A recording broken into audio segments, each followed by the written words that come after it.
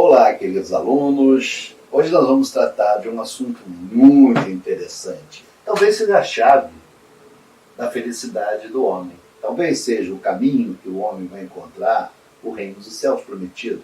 Talvez seja a efetiva harmonização do ser com o cosmos. Hoje nós vamos tratar sobre conhecimento de si mesmo, tomo 2, módulo 17, roteiro 2. Vocês observaram que eu trouxe o cenário da Grécia. E trago, naturalmente, escrito em grego, o que nós vamos tratar hoje. Será que vocês se atrevem a fazer a leitura, a tradução do que aqui está escrito? Vamos ver? Vamos. Então, a primeira introdução que eu vou falar com vocês, o que é o conhecimento? E o conhecimento de si mesmo. Temos um senso crítico apurado? Como conhecer-se? Então, a conceituação, conhecimento. Apropriação do objeto pelo pensamento, como quer que se conceba essa apropriação, como definição, como percepção clara, apreensão completa, análise. Conhecimento de si mesmo, non-se te ipsum, conceito que se encontra inscrito no pórtico do santuário de Delfos. Em grego, aquilo que eu mostrei para vocês, nem vou me atrever a falar essa palavra, porque não saberia falar, e que significa conhece-te a ti próprio, estrutura moral da filosofia de Sócrates, na sua escola maêutica. Ou seja, muitas das vezes a gente atribui essa expressão a Sócrates. Não, essa expressão não pertence a Sócrates. Sócrates vai se apropriar dessa frase para iniciar todo o seu processo filosófico de ensinamento ao homem. E aí, se conhece a ti mesmo, ele tem mais um pedacinho que poucos costumam falar, que é conheça-te a ti mesmo e conhecerás o universo e os deuses. Epa, quer dizer que se eu me conhecer, eu chegarei a Deus? Eu chegarei ao cosmos?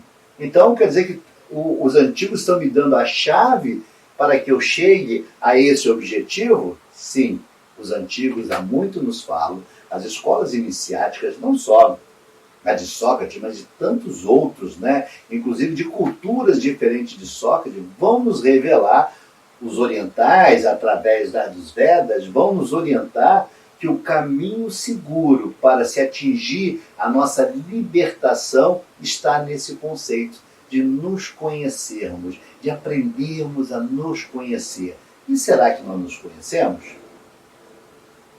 Então, na filosofia e história da filosofia, os pensadores que precederam a Sócrates queriam descobrir o princípio das coisas. Para Tales de Mileto, o princípio de tudo era a água. Para Anaximandro, o infinito, o ilimitado. Para Anaximenes, o ar, o fogo, as nuvens e a rocha. Esse era o princípio de tudo. Para Pitágoras, o número. Para Parmênides, o ente, o ser. Heráclito, o ser dinâmico. Para Demócrito, o átomo, a última divisão do ser, e depois vamos descobrir que outras coisitas mais foram acrescentadas a esse pensamento, mas é o início. E para Sócrates, faz o indivíduo voltar-se para si mesmo, a fim de conhecer-se melhor. Então Sócrates vai te levar a uma viagem ao seu interior. Nós vamos ver mais à frente de que forma. Mas eu vou adiantar. Desconstituindo a tua verdade. E como assim? Vamos ver. Então, pensamento e verdade. Conhecer é reproduzir em nosso pensamento a realidade. Damos o nome de conhecimento à posse desse pensamento que concorda com a realidade. A concordância do pensamento com a realidade chamamos de verdade. Essas definições são importantes até para a gente ter a percepção daquilo que nos é dito, que quando nós tratamos algum assunto, nós temos 3 verdades. A minha, que é absoluta, a dela, que é absolutíssima, Para mim. e a verdade verdadeira, que vai estar acima de nós dois, onde esta é a verdade a ser perseguida, esta é a verdade que torna luz a qualquer discussão. Estoque de conhecimento. O conhecimento acumulado pela humanidade está registrado nos arquivos da biblioteca espalhada pelo mundo inteiro. Então não tenha dúvida, né? Algumas foram destruídas, lamentavelmente, culpa da falta deste conhecimento que levou a ignorância a destruir esse acervo da humanidade, compôs de livros, revistas, jornais, periódicos. A invenção da imprensa, por Gutenberg, é responsável por esse fato, pois a nova técnica de produção literária propiciou a veiculação de uma grande quantidade de conhecimento que até então estava adormecida, e hoje nós temos uma coisa muito maior que se chama internet. Muitos de nós brincam na internet, faz uma série de colocações e não utiliza essa grandiosa ferramenta de pesquisa que é colocada em nossas mãos. Vocês observem que hoje, sem sair da minha casa, eu visito o Louvre em todas as suas particularidades. Eu visito o Museu do Cairo em todas as suas particularidades. Eu visito as bibliotecas do mundo, folheando os livros que hoje já são domínio público, normalmente graças à internet. Naquela época se falava em livros impressos. Hoje nós temos tudo eletrônico, tudo está nas nuvens, tudo nós podemos acessar. O homem hoje só não possui conhecimento se assim não desejar. Se ele utilizar mal essa ferramenta. É uma ferramenta fantástica para jogar, sim, para se comunicar, sim, mas acima de tudo isso, ela é uma ferramenta para se adquirir conhecimento e numa velocidade incrível que se pode obter esse conhecimento. Então, qual é o problema da aquisição e retenção e utilização do conhecimento? O conhecimento pode ser adquirido de forma empírica, vulgar, intelectual, científica e intuitiva. A retenção do conhecimento envolve não só o interesse acerca de um assunto, como também a apreensão de técnicas de memorização das informações. A utilização do conhecimento deve ser sempre para o bem, procurando-se não colocar a candeia debaixo do alqueire. Então, quando eu adquiro o conhecimento, ela precisa ser utilizada, é necessário que esse conhecimento seja para servir a humanidade, servir o outro. Não é só para me gabar nesse conhecimento, claro que não. Eu, quando adquiro o conhecimento, ele precisa ter utilidade. E a utilidade maior que eu dou é levantar a venda dos olhos do meu irmão. Dizer a essa, venda essa, que no passado me foi levantado. Como foi levantado? Ou através dos grandes mestres, ou através de pesquisas, ou através até mesmo dos processos iniciáticos, né, que essa venda vai cair, que as verdades vão se descortinar através do conhecimento. E eu preciso entender o que eu faço com esse conhecimento. Jogo da minha gaveta e deixo as traças destruírem? Ou coloco esse conhecimento a serviço do todo? Sócrates tinha uma formulação muito interessante de fazer com que o homem, lembra que eu disse no início, que eu ia mostrar as técnicas de Sócrates, para que o homem destruísse ou desbancasse as suas verdades. E como é que ele fazia? Esse processo chamava-se maiêutica. Conhece-te a ti próprio, é o disco colocado no frontispício do oráculo de Delfos. Sócrates procura o conceito, este é alcançado através de perguntas. As perguntas têm um duplo caráter, ironia e maiêutica. Na ironia, confunde o conhecimento sensível e dogmático. Na maiêutica, dá à luz a um novo conhecimento, um aprofundamento, sem contudo chegar ao conhecimento absoluto. Aliás, a palavra maiêutica significa parto. Parto de ideias, faz brotar a ideia, provoca o interlocutor, o autor, o dono da verdade, a repensar os seus valores, a rediscutir os seus valores, a entrar em choque com as suas próprias realidades. E Kardec nos faz esse convite de uma forma não muito diferente. Quando ele me diz o quê? Que eu preciso colocar todos os eventos na mesa da razão. Confrontar essa verdade, ou seja, colocar em xeque aquilo que eu pensava ser verdadeiro, ou seja, descortinar, tirar as ilusões, fazer com que eu enxergue aquilo como verdade, como efetivamente a verdade maior, desbancando todo aquele conceito equivocado que eu possuía acerca de um determinado assunto. Isso é maiêutica, isso Kardec vai nos ensinar a colocar em prática. Mas para isso a gente tem que se desvestir das nossas ideias preconcebidas, para deixar essa nova razão, essa nova informação entrar e a gente poder colocar na mesa da razão. Porque se a gente estiver preso a dogmas, aprisionado a sentimentos, a aprisionamentos, a gente não vai conseguir esclarecer nada. E é isso que Sócrates fazia com muita propriedade. Ele confundia o conhecimento sensível e dogmático. Ou seja, ele te deixava em xeque. É verdade? Espírito existe? Como que existe? Então essas perguntas iam fazendo com que você fosse descortinar Que espírito é esse que eu estou me referindo? Ele existe, não existe? É possível, não é possível? Até que ele chegasse ao todo e destruísse todo aquele edifício de ideias equivocadas que eu possuía, te fazendo brotar através da maêutica, fazendo um parto de ideias, a reconduzir o meu pensamento para uma ideia correta. E é o que Kardec vai nos apresentar. Quantos de nós criam fantasias, criam ilusões acerca da doutrina espírita? Quantos de nós? Quantos de nós inventa coisas que a física, a ciência vai nos explicar que não tem nada a ver com manifestações espírita, mas pela sua falta de conhecimento, pela sua falta de aprofundamento no assunto, cria-se ilusões, cria-se verdade.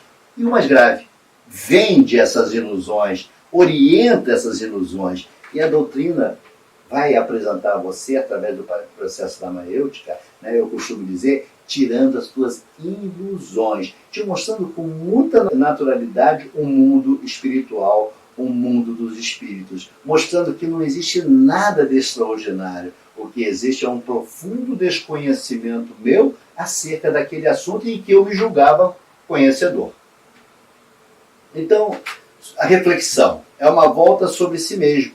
A reflexão seria mais perfeita se fosse somente sobre o próprio pensamento, sem a intervenção do sentido. Mas como o pensamento e o sentido são inseparáveis, de qualquer forma é uma reflexão. A reflexão faz-nos comparar e raciocinar a fim de chegarmos a um acordo com as nossas próprias consciências. E aí a gente traz de novo para a nossa doutrina espírita. Algo se moveu na minha casa. Foi espírito? Pode ser, pode não ser. Como é que eu vou comprovar isso? Então, eu vou começar a raciocinar. Eu vou começar a colocar no campo da razão aquela fenomenologia que é me apresentada. Eu vou começar a analisar até que eu possa, através de profundos estudos, afirmar aquele movimento que acabou de ocorrer foi um movimento causado por causas externas e uma força inteligente. Legal. Estamos falando em espírito? Não. Foi um abalo sísmico no ambiente, foi uma corrente de vento que provocou aquilo. Olha, nós falando em ciência. Então é isso que Kardec vai nos convidar a trabalhar dentro da doutrina espírita, a enxergar os fenômenos, a enxergar as manifestações espíritas dentro de uma ótica real, verdadeira e não fantasiosas. Muitos dos fenômenos que julgamos ser fenômenos não passam mais do que manifestações físicas, onde a ciência vai explicar. Então alguns vão dizer, eu vi um anjinho voando no céu. E aí nós vamos descobrir que não tinha anjinho nenhum voando no céu. O que havia ali são luzes em reflexões com uma determinada pedra, com uma determinada montanha. Olha aí, nos desconstituindo uma falsa verdade criada através do conhecimento. É isso que a doutrina vai se propor. A doutrina não quer ilusões, a doutrina não quer que pessoas sejam enganadas, muito pelo contrário, quer que você tenha conhecimento daquilo que está ocorrendo. Herança e automatismo. O princípio inteligente estagiou nos vários reinos da natureza, já estudamos isso. No nosso passado histórico, propiciou-nos a automatização de hábitos e atitudes. É a nossa herança. Há hábitos positivos e negativos. Os positivos devem ser incrementados, os negativos, extirpados. A lei do progresso exige que o princípio inteligente vá se despojando dos liames da matéria. Ou seja, no momento em que nós nos tornamos espíritos, que deixamos de ser pequeno e tornamos grande, recapitulando aulas passadas, qual é o caminho que nós devemos percorrer?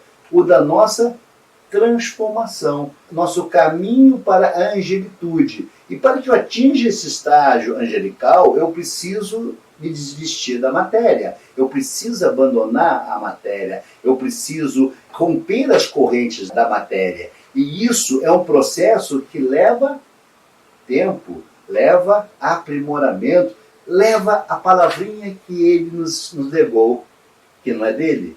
Conheça-te a ti mesmo. O homem que conhece a si próprio, o homem que tem domínio de si próprio, começa a andar em largo espaço para o estado angelical. É isso que nós vamos procurar. Fomos criados simples e ignorantes, com o objetivo de nos tornarmos angelicais, iluminados, seres extremamente evoluído. E para que se atinja esse extremo da evolução, é necessário abandonarmos a materialidade. É necessário passar pelo estágio de nos conhecer. É isso que o Mestre Jesus fez, conhecia ele próprio. Jesus fazia mágica? Nenhuma mágica. Fazia milagre? Nenhum milagre. Ele só conhecia o seu potencial. Então conheça a ti mesmo e você efetivamente estará muito próximo de Deus. Então, pela dor, também se chega ao conhecimento. Por incrível que pareça. Aliás, eu diria que é o caminho mais certo para o homem atingir o conhecimento é pela dor. Quer ver como é verdade disso?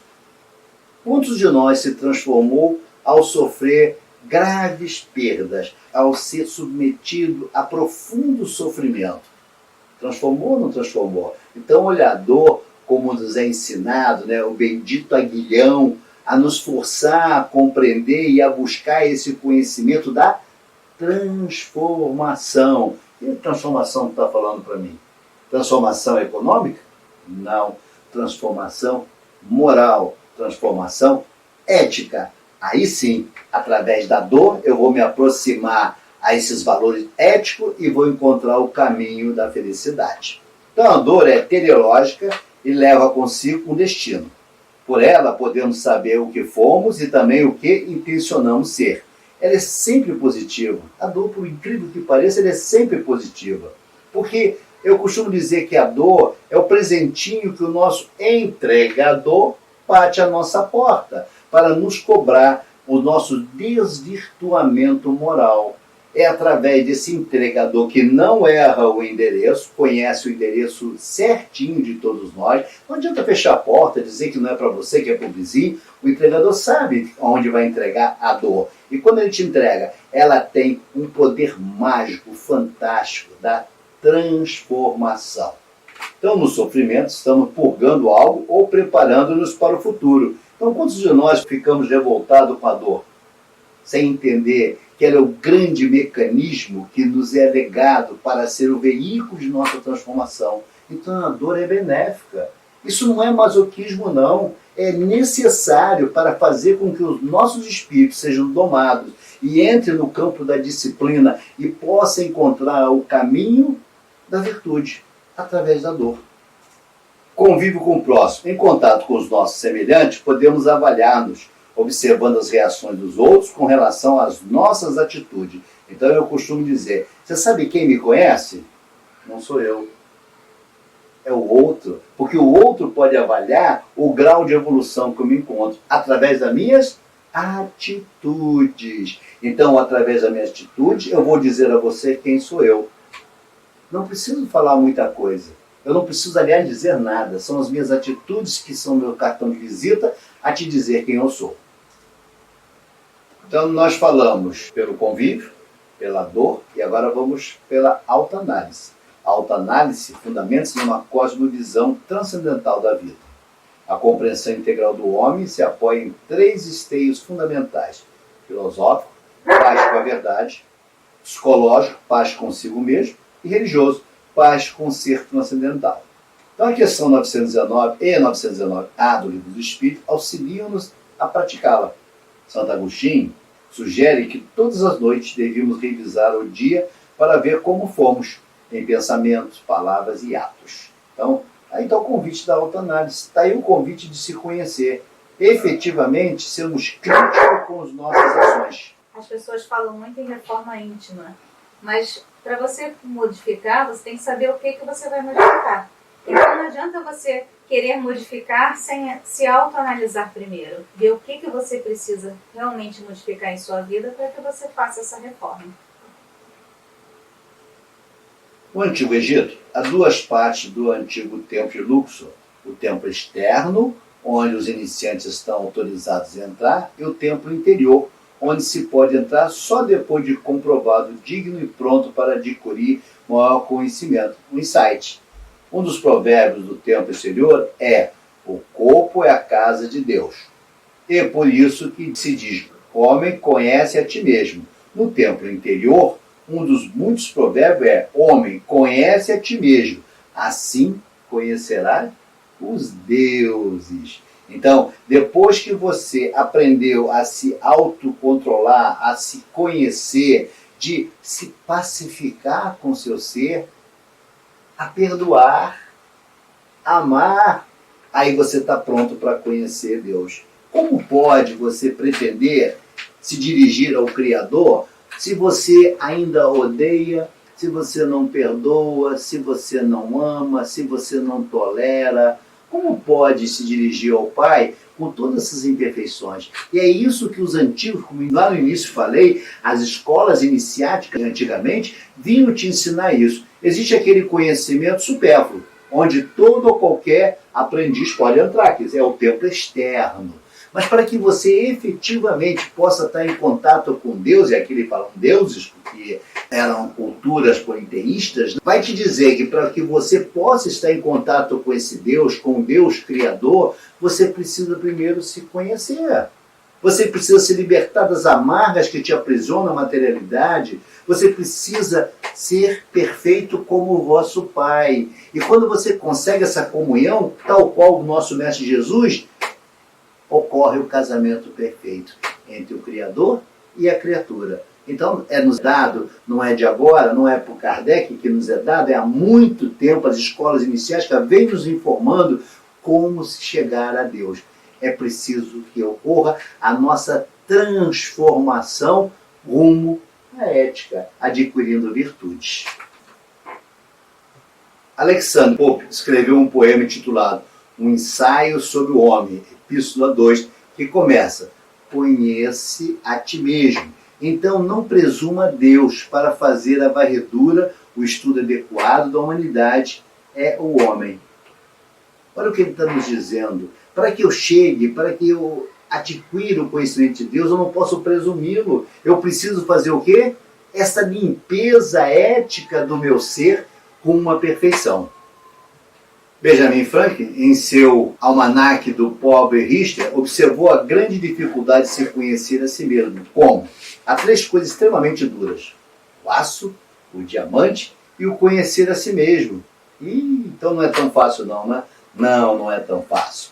Bem, Franklin observa que é extremamente difícil conhecer a si mesmo. Por quê? Porque conhecer a nós mesmos requer transformação, requer reformulação, requer desconstituição das verdades pré-concebidas. E isso leva tempo, isso não acontece no estalar de dedos. Ele requer muitas e muitas reencarnações, muitos e muitos presentes do entregador para que você compreenda e desconstitua as verdades por você criada no passado. E é preciso o quê? Abrir a sua mente, abrir a sua visão rumo a essa compreensão. Thomas Hobbes usou o termo nos teipson, que ele traduziu como leia-se em uma sua famosa obra, O Leviatã. Ele estava respondendo a uma filosofia popular no momento que dizia que se pode aprender mais estudando os outros, olha a convivência, do que a partir de livros de leitura. Ele afirma que se aprende mais estudando particularmente os sentimentos que influenciam nossos pensamentos e motivam nossas ações. Hobbes afirma, mas para nos ensinar que a semelhança dos pensamentos e paixões de um homem, os pensamentos e paixões do outro, tudo aquilo que o olhar para dentro de si e contemplar o que faz quando pensa, opina, raciocina, tem esperança, medo, e sobre que base ele deve, assim, ler e saber quais os pensamentos e paixões de todos os outros homens sobre as ocasiões parecidas. Em outras palavras, o que ele está dizendo, eu consigo enxergar a mensagem do Mestre Jesus. Fazer aos outros o que eu gostaria que fizesse a mim. É isso que esse filósofo, esse pensador da antiguidade está te dizendo. Então, todos nós temos imperfeições, todos nós temos equívocos, todos nós temos cometimentos de falhas que não nos otorgam o direito de julgarmos. Muito ao contrário, nos convida a analisar. Aliás, é Spinoza que vai nos dizer isso, né? Nos convida a contemplar, porque todos nós somos passivos de cometimento das mesmas faltas quando submetido no mesmo cenário que eu estou julgando o outro. Então, que tenhamos essa percepção ao analisar qualquer fato, qualquer equívoco, qualquer atitude do outro, entenda o outro não é diferente daquilo que eu sou, e como falar na ciência, né, em igual condição de temperatura e pressão, né? Condições normais de temperatura e pressão. Exatamente.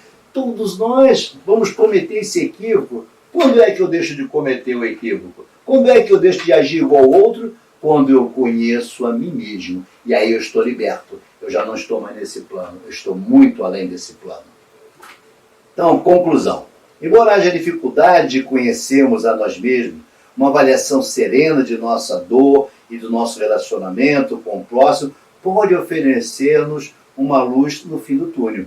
Além do mais, tomando consciência de nossa ignorância, estaremos alicerçados para detectar a nossa verdadeira capacidade. Ou seja, para que eu possa perceber a dor do outro, para que eu possa ter empatia, eu preciso necessariamente não me colocar no lugar do outro, mas viver o local do outro. E aí vai uma diferença enorme. Porque sim, é muito fácil dizer que hoje você sofre dessa forma, por causa disso ou daquilo, sem estar no seu lugar, dentro do seu ambiente, dentro da sua realidade, dentro de diversos fatores que vão contribuir para você agir dessa forma. E é essa percepção que eu preciso ter. Eu não posso, eu não devo julgar o outro. Eu devo aprender a contemplar, como o nosso querido amigo Spinoza nos ensinou.